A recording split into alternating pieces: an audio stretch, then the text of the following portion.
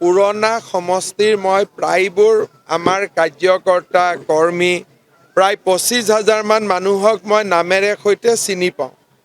নতুন সমষ্টিত সময় লাগিব, কিন্তু নতুন সমষ্টিটো আমাৰ পুৰণা সমষ্টিৰ 40% আছে।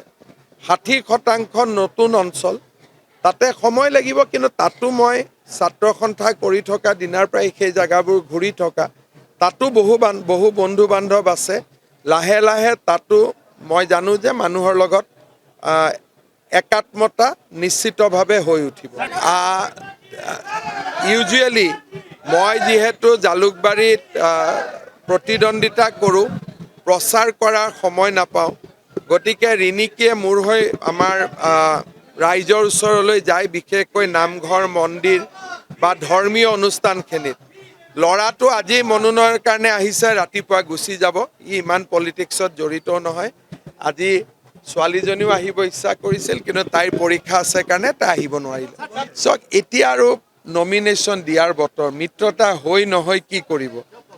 এতিয়া আৰু কি প্ৰভাৱ পৰিব, মাত্ৰ 14টা দিন ইলেকশ্যন আছে।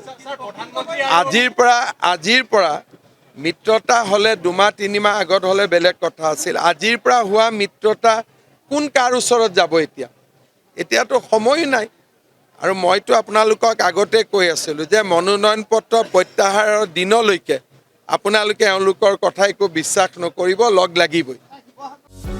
যিকোনো খবৰৰ বাবে যোগাযোগ কৰক আমাৰ এই নম্বৰত 9181 307 221।